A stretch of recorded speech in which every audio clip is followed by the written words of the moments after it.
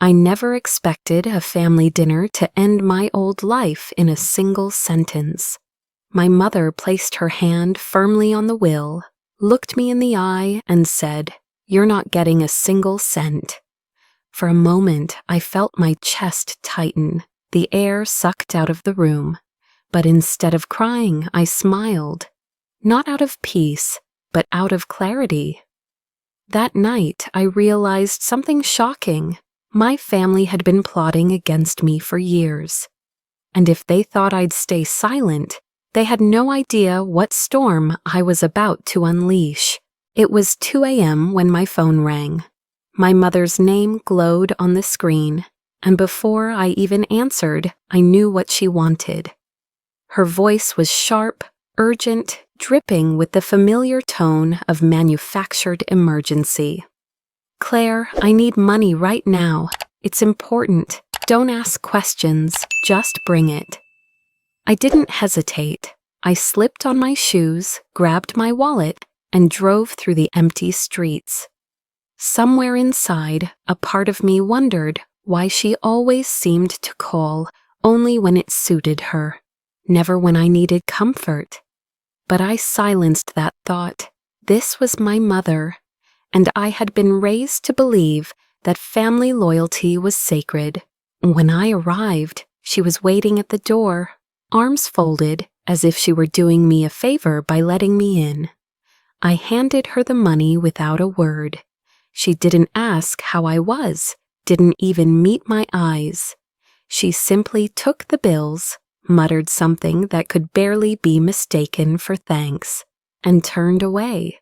The door closed behind me before I could even process it.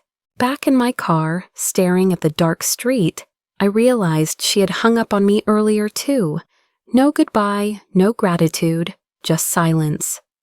I held the phone in my hand, the screen dimming into black, and whispered to myself. I missed the first warning sign. That wasn't the first time, of course.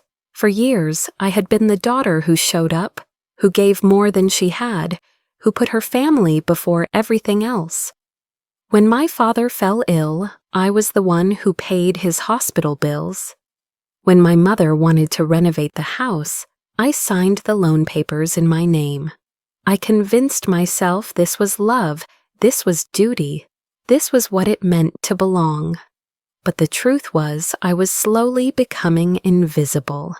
There was a time I thought invisibility meant humility, selflessness. Until one afternoon, I stumbled upon something that shifted everything. I had borrowed my sister's tablet to check an email, and as I scrolled absent-mindedly, a notification popped up. It was from a group chat, one I had never been part of. The name of the chat was simple, family. My heart sank as I read the stream of messages. They were planning a weekend getaway, laughing about who would cook, who would drive. My name never appeared, not once. I closed the tablet quickly, telling myself maybe it was an oversight. But my curiosity betrayed me. A second group chat caught my eye. Its name was cruelly ironic, just us. This one wasn't about trips or dinners. It was about me. Every message was a dart. My mother complaining I was too dramatic. My sister mocking my career. My brother joking about how gullible I was, how I always paid up when asked. "Claire will cover it," one message read, followed by laughing emojis. My stomach turned. I sat frozen, clutching the tablet, hearing my own heartbeat like thunder in my ears. The realization hit harder than any insult. They didn't see me as family. I was a resource, a bank account, a convenience. I wanted to throw the tablet across the room, to scream, to demand answers. But instead, I quietly placed it back where I found it, my hands trembling. That night, I lay in bed, staring at the ceiling, replaying every sacrifice I had made.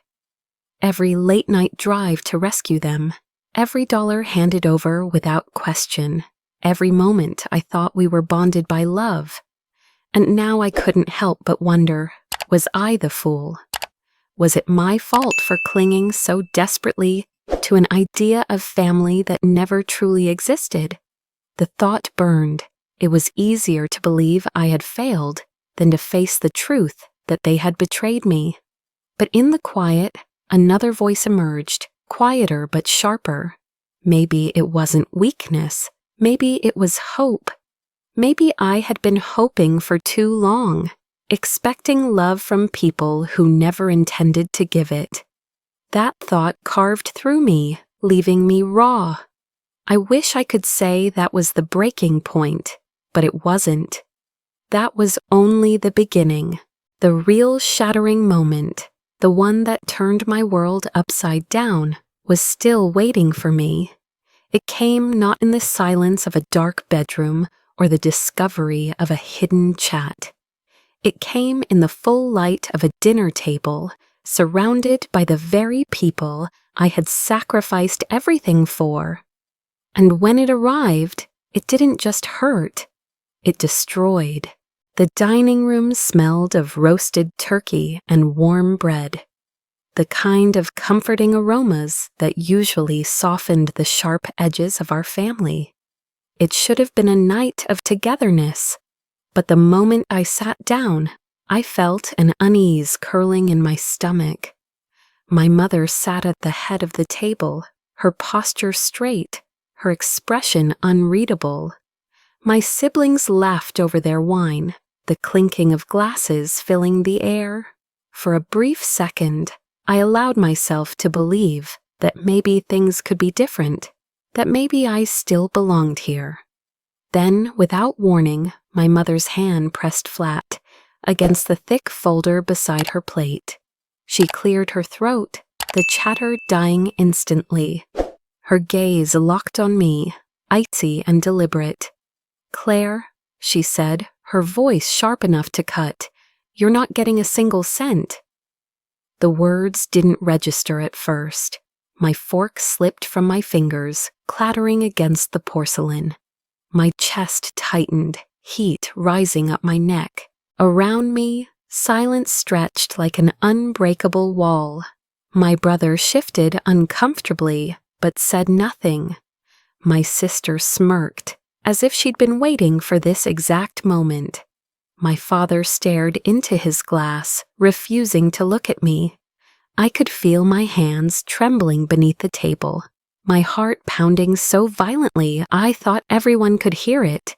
I wanted to scream, to demand how they could do this after everything I had given. Instead, I forced my lips into a curve, a smile that felt foreign, sharp, almost dangerous. My mother's eyes narrowed, as if confused that I wasn't breaking apart before her. Then came the twist none of us saw coming. My sister's phone buzzed. A notification lit up her screen, and suddenly, whispers spread across the table. My mother stiffened. My eyes caught the reflection of her phone screen in her wine glass. Facebook Live on. My sister, whether by accident or cruel design, had been broadcasting the dinner. Comments were already piling in. Strangers and acquaintances watching the family drama unfold in real time. The tension shifted instantly. My mother's face flushed red, my brother cursed under his breath, and my father reached to snatch the phone away. But it was too late. The world had seen the moment my own family disowned me, the moment they erased me from their legacy. I leaned back in my chair, my smile deepening. If they wanted to humiliate me, to strip me bare, they had chosen the wrong battlefield. If they want it public, I thought, then I will let the entire world see everything. Later that night, I sat alone in my bedroom, the adrenaline wearing off, leaving behind a hollow ache. I buried my face in my hands, the tears coming fast, unstoppable. I wasn't crying because of the money. I was crying for the years I had wasted, the blind loyalty, the desperate hunger for love from people who saw me as disposable. My eyes drifted to the framed photograph on my nightstand. My parents when they were young, smiling before the bitterness and greed had carved them into strangers. For a moment, I allowed myself to grieve, to remember that I had once loved them without condition. But grief slowly hardened into resolve. I couldn't change what they had done. I couldn't undo the betrayal. What I could do was fight. Not with rage, not with chaos, but with precision. I wiped my tears and whispered to the empty room, "I won't let them destroy me." The next morning I began. I combed through my old emails, my financial statements, every scrap of paper I had ever signed. That was when I found it, the twist that made my blood run cold. Tucked inside a folder of old bank records was a loan agreement in my name, except it wasn't my signature. The handwriting mimicked mine, but I knew instantly it was forged. My mother had used my name to borrow money, a debt I had no knowledge of, a debt that could ruin me. I held the paper in my hands, my pulse racing. The betrayal wasn't just emotional anymore, it was criminal. They hadn't just erased me from their will. They had been exploiting me in ways I hadn't even realized. "If they can forge my signature," I whispered, my voice steady despite the storm raging inside me. "What else are they capable of?" The forged loan paper was the spark that pushed me into action. I stopped waiting for them to admit what they had done and began building my own arsenal. My laptop became my weapon, every file a potential clue. I started small, digging through my old emails, cross-checking bank statements, and scrolling through years of text messages. Most nights, I sat alone in the dim glow of the screen, my stomach in knots, but determination anchored me. It was during one of these sleepless nights that I stumbled upon something almost too careless to believe. Buried in a shared cloud folder among family photos and grocery lists was a voice memo. My mother's voice filled the room, low and deliberate. "Claire doesn't need to know. We'll keep her name off everything. She'll keep paying when we ask, and that's all she's good for." My breath caught. She wasn't just excluding me, she was instructing them to use me. It was all intentional. For a moment, I couldn't move. The weight of her words pressed down on me like a physical blow. I replayed the recording again and again, each time feeling my stomach twist tighter. The mother who had cradled me as a child, who had whispered that family was forever, was now plotting to erase me completely. I wanted to smash the laptop, to destroy the sound of her voice, but instead I pressed save, backing it up in 3 separate places. If they wanted a war, I was going to fight it smart. Still, the discoveries didn't end there. While combing through my father's tax records, I noticed figures that didn't add up. Small discrepancies at first, then larger sums that seemed to vanish into nothing. The trail led me to a separate account, one hidden under a shell company I had never heard of. It was a shadow fund, a private hoard of money my father had siphoned off for years. A secret fortune, invisible to everyone but him. The revelation left me shaking. How long had they been doing this? How much of my sacrifice had been feeding into lies I was never meant to uncover? I dropped my head into my hands, my body trembling. For the first time, I whispered the words I had been terrified to admit. "This isn't my fault." Saying it didn't make the pain vanish, but it lifted just enough of the weight for me to breathe again. And then slowly, another realization settled in. I wasn't as alone as I thought. At first, my allies were practical, a lawyer recommended by a friend, a financial advisor who understood the language of hidden accounts, a therapist who helped me hold the pieces of my mind together. I built my team quietly, piece by piece, like assembling armor around a fragile body.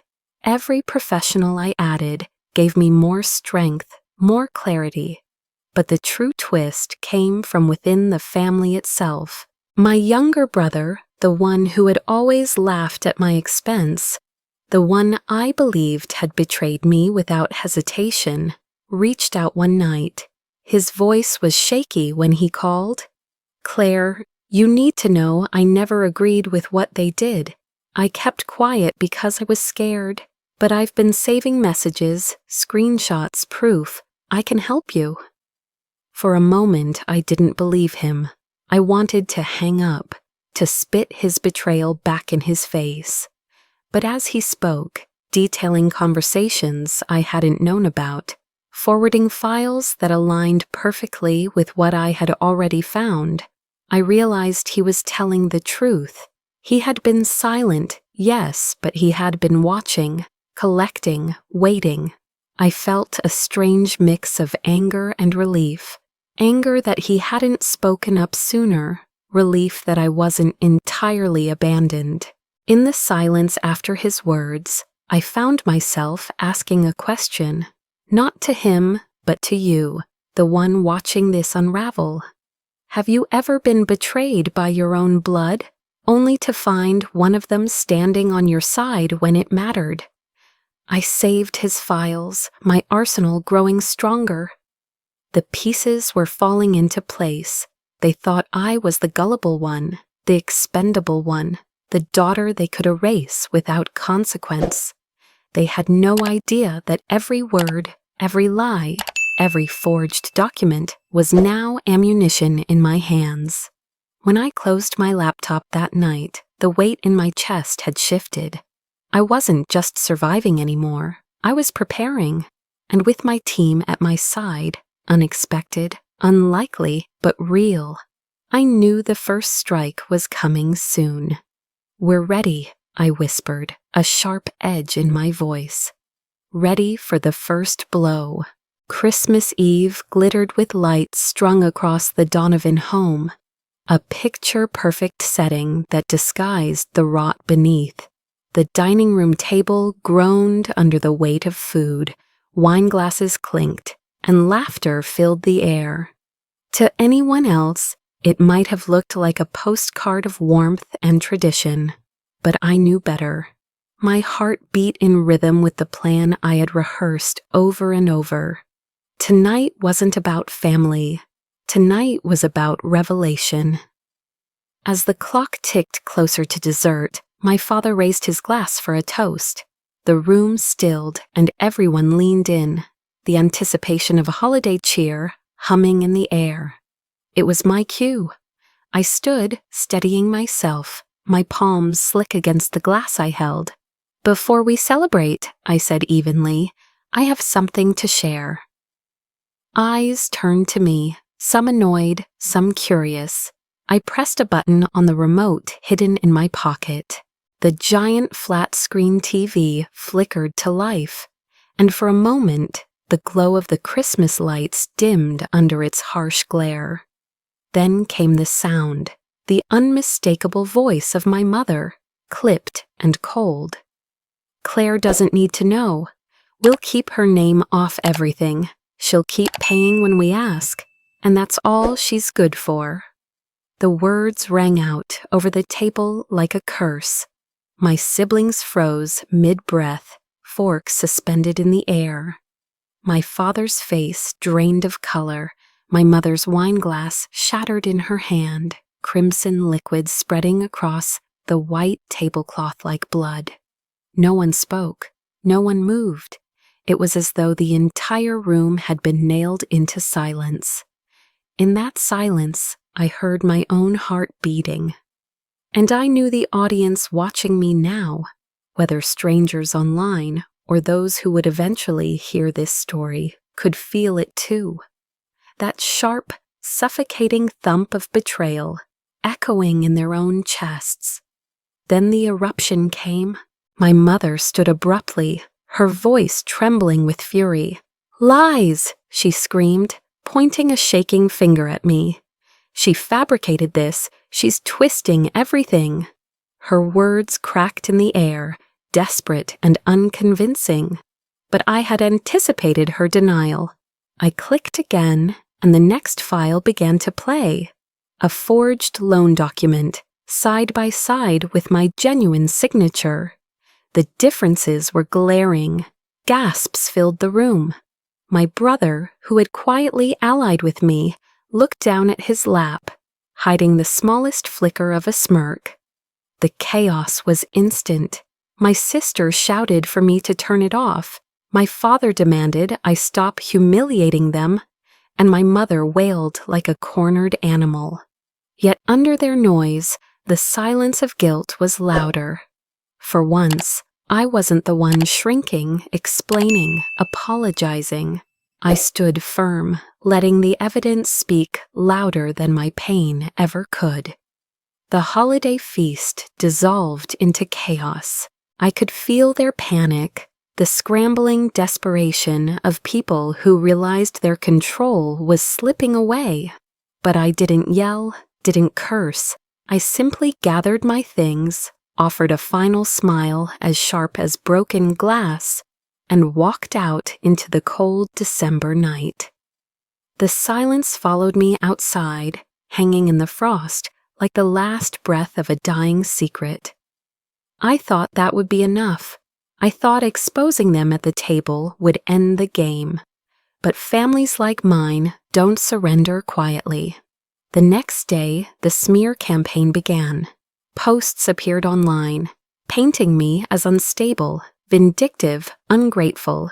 They dug up old photos, twisted stories from my childhood, anything to turn sympathy into suspicion. Their lies spread fast, feeding on gossip like fire to dry wood. For a moment, I felt that old panic returning, the urge to shrink, to hide, to beg people to believe me. But then I remembered. I had more than tears this time. I had proof. And I had a platform. I opened my phone, hit the red button, and went live. My hands no longer shook. My voice carried the steadiness of truth. I laid everything out: recordings, forged documents, financial trails. I told my story piece by piece, not as a victim, but as someone reclaiming her narrative. Viewers poured in, their comments flooding with outrage, not at me, but at them. Strangers shared the stream, journalists reached out, and suddenly, the smear campaign backfired.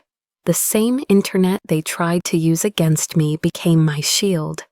The shift was electric.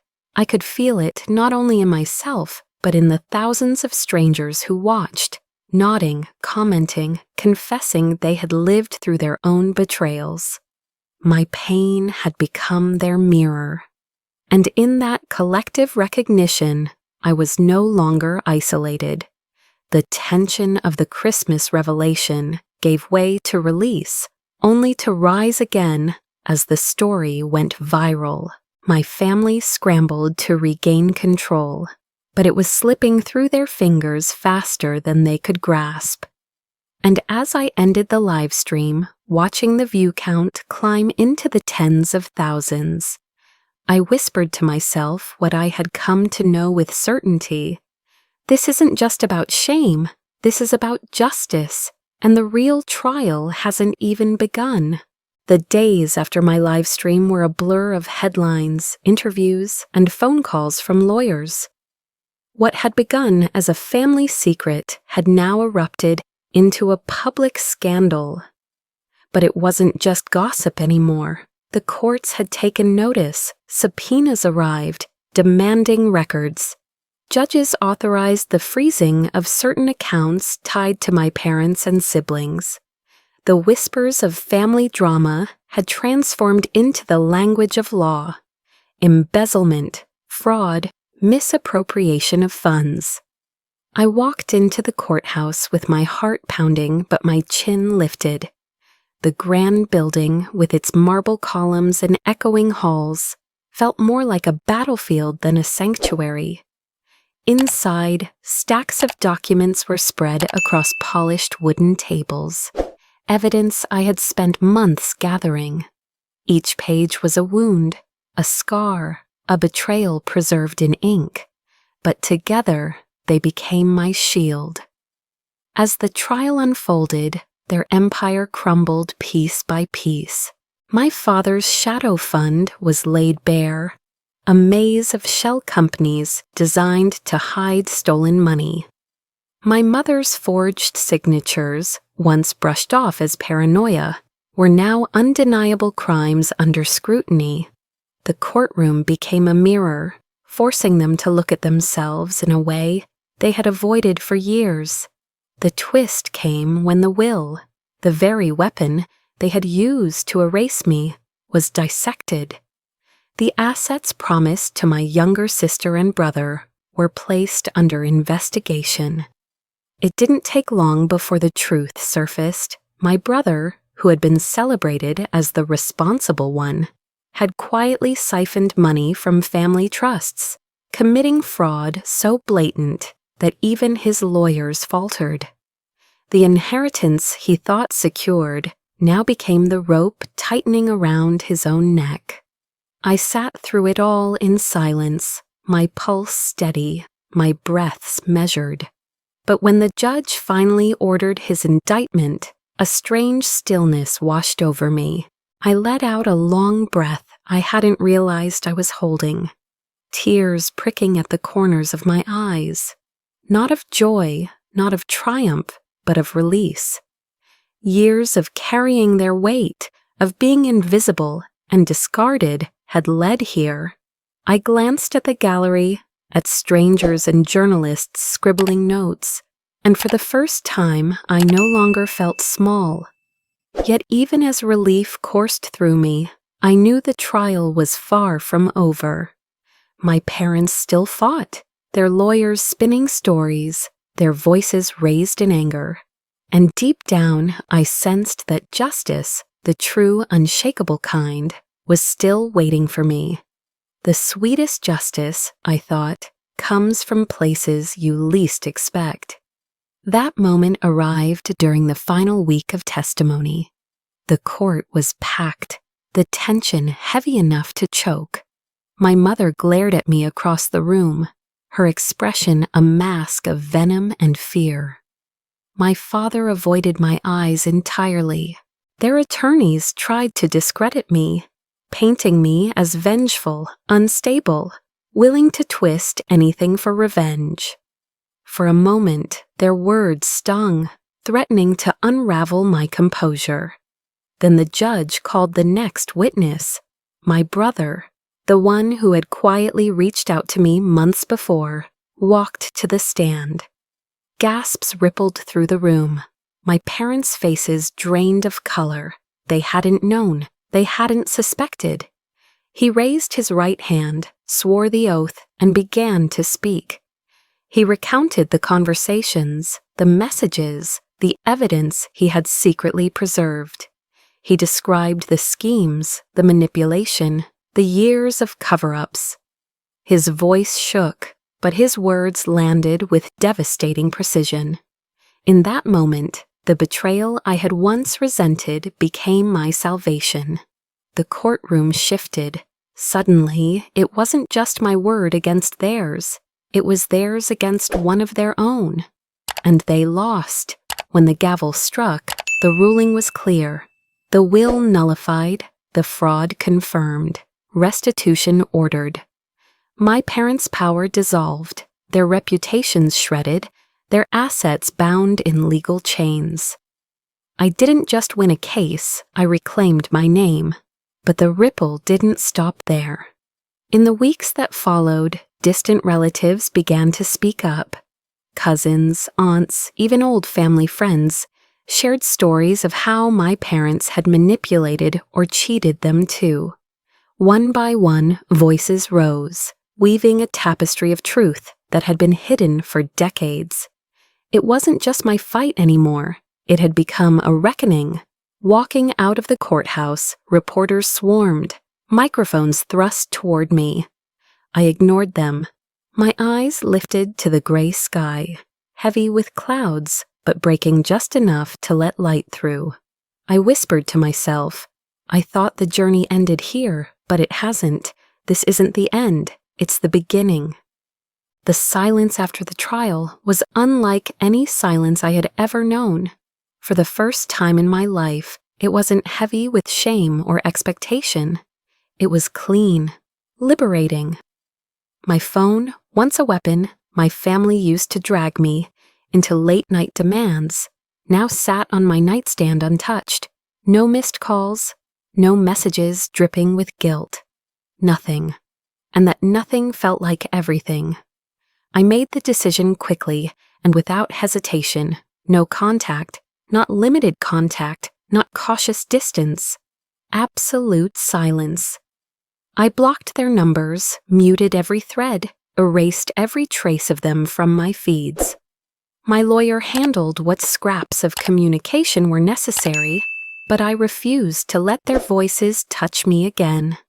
The no-contact movement had become more than a phrase I once scrolled past online. It was my lifeline. At first, the quiet felt strange, almost unnatural. For years, my body had been conditioned to respond to their chaos, to anticipate the next emergency, the next demand. Now, my mornings stretched into calm routines, coffee in the sunlight, long walks without glancing at my phone, nights of sleep uninterrupted. Slowly, I began to understand that this wasn't absence, it was space. Space to breathe, to rebuild, to exist without chains. One afternoon, I drove to the coast, a place I hadn't visited in years. I sat on the sand, the waves crashing rhythmically against the shore, and let the sunlight warm my face. For a long time, I just breathed, in and out, no tears, no fury, no rehearsed speeches. To ghosts who weren't listening, just me and the sea. And in that stillness, I whispered words I had never dared to speak. I learned how to say no, and when you say no, you finally start to live. That was the moment I knew survival wasn't enough. I hadn't endured all of this just to retreat into anonymity. My story wasn't a scar to be hidden. It was a torch. I began writing. At first, it was for myself. Pages and pages of memories, confessions, strategies I wished I had known years ago. But as I wrote, I realized I wasn't alone. There were thousands of others, scrolling late at night, trapped in the same invisible prisons of toxic loyalty. I turned my notes into essays, then essays into a manuscript. Months later, the book was published. Blood Doesn't Mean Belonging hit shelves. And the response was overwhelming. Messages poured in from strangers across the world, people who finally found the words to name their pain, who finally felt less alone. My inbox filled not with demands, but with gratitude. I was no longer just Claire, the daughter erased from a will. I was Claire Donovan, the woman who showed others how to reclaim themselves. And then came the twist I never expected. A media company reached out, offering me a platform, a podcast and video series titled Toxic Family Survival. They wanted me to host, to interview survivors, to expose the patterns, to give voice to those still silenced. I hesitated at first. Could I really step into the spotlight? But then I thought of the girl I had been, sitting alone in her car at 2 a.m., begging for love that would never come. I owed it to her. I owed it to all of them. The first episode aired on a gray Wednesday morning. By evening, it had gone viral. Viewers commented that my calmness, my clarity, made them feel seen in ways no one else had. They weren't just watching a story, they were watching a roadmap. The sin wave of emotions played out live. Their pain echoed in my words. Their relief mirrored in my victory, their hope kindled in my survival. And yet, even in the glow of new success, I refused to paint myself as invincible. I shared the tears, the setbacks, the nights when I doubted. Because the truth wasn't that I had become unbreakable. The truth was that I had broken and built myself stronger than before. Standing on stage at a speaking event months later, the spotlight warm on my face, I looked out at an audience filled with strangers who felt like family. I told them, "You don't have to carry the weight of blood if it crushes you. Family is who stands beside you, not who breaks you." The applause rose like thunder, and for the first time, I felt a belonging that was real. As I walked off that stage, I thought back to the girl at the dinner table, the one who smiled through betrayal, who swallowed tears in silence. She wasn't gone. She had simply transformed. I didn't just survive, I whispered to myself, a smile tugging at my lips. I thrived. I was reborn.